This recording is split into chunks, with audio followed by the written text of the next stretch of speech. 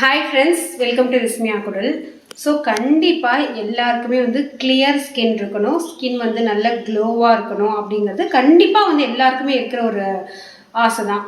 அதுக்கு நம்ம வீட்லேயே இன்றைக்கி ஒரு பீல் ஆஃப் மாஸ்க் ரெடி பண்ண போகிறோம்.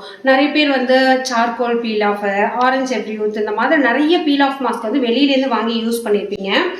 அதெல்லாம் எந்த அளவுக்கு ரிசல்ட் கொடுத்தது அப்படின்னு சொல்லி எனக்கு தெரியல. ஆனால் நம்ம இன்னைக்கு யூஸ் பண்ண போகிற இந்த பீல் ஆஃப் மாஸ்க் பார்த்தீங்கன்னா ஒரே ஒரு பொருள் தான் தேவை. ஸோ அப்படியே வாரத்துக்கு 3 தடவை நீங்கள் யூஸ் பண்ணலாம். ஏன்னா இது நேச்சுரல் அப்படிங்கிறதுனால உங்களுக்கு சைடு எஃபெக்ட்ஸ் வராது.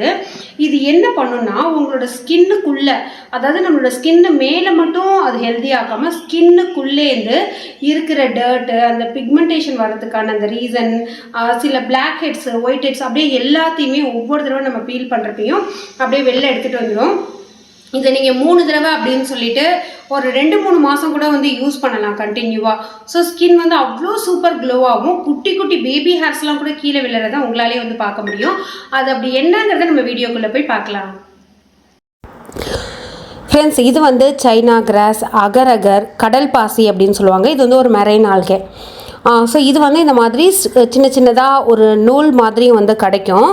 ஸோ நீங்கள் பிகினராக இருக்கீங்க, இந்த டிப்ஸை ஃபஸ்ட் டைம் ஃபாலோ பண்ணுறீங்க, இல்லை இந்த பீல் ஆஃப் மாஸ்க்கை நீங்கள் கண்டினியூ பண்ண போகிறீங்க அப்படின்னா நீங்கள் கொஞ்சம் நாளைக்கு பவுடர் ஃபார்ம்லேயே வாங்கிக்கோங்க.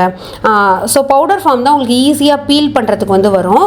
இதில் நான் ஒரு டிப்ஸு சொன்னேன்னா அதை ஈஸியான வேயை செலக்ட் பண்ணிடுறீங்க, பட் ரிசல்ட் இல்லை அப்படின்னு சொல்கிறீங்க. இந்த கடல் பாசியை குட்டி குட்டியாக கட் பண்ணிவிட்டு இதை நம்ம ஒரு மெத்தடில் செய்ய போகிறோம். ஆனால் இதுக்கு எல்லோரும் ஆல்டர்னேட் என்ன பண்ணுவீங்க அப்படிங்கிறத நான் பண்ணி காமிக்கிறேன், ப்ளஸ் ரிசல்ட்டையுமே காமிக்கிறேன்.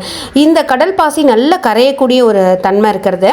இதில் நீங்கள் நல்லா கொதிக்கிற பாலை ஊற்றி ட்ரை பண்ணலாம் அப்படின்னு சொல்லி சில பேர் சொல்லுவாங்க.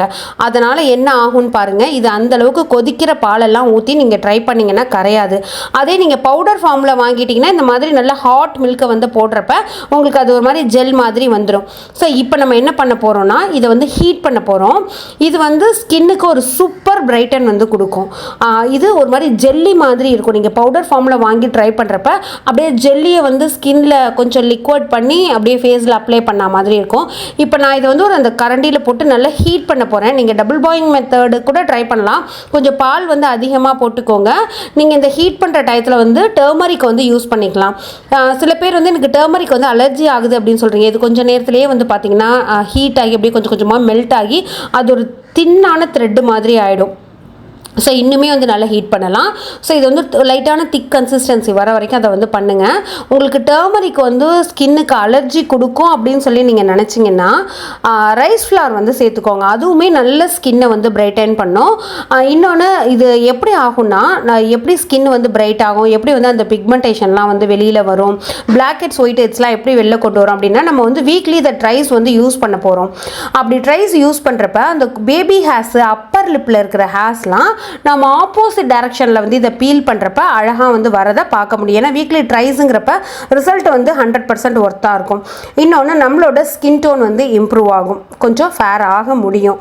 அதாவது நம்மளோட பர்த் கலர்னு ஒன்று இருக்கு இல்லையா, ஃபேர்னோடனே எல்லோரும் அப்படியே டஸ்கி ஸ்கின்லேருந்து நல்ல பிரைட் ஸ்கின் அப்படின்னு சொல்லி நினச்சிட்றீங்க. அந்த மாதிரி இல்லை, நமக்குன்னு ஒரு ஒரிஜினல் கலர் இருக்கும்.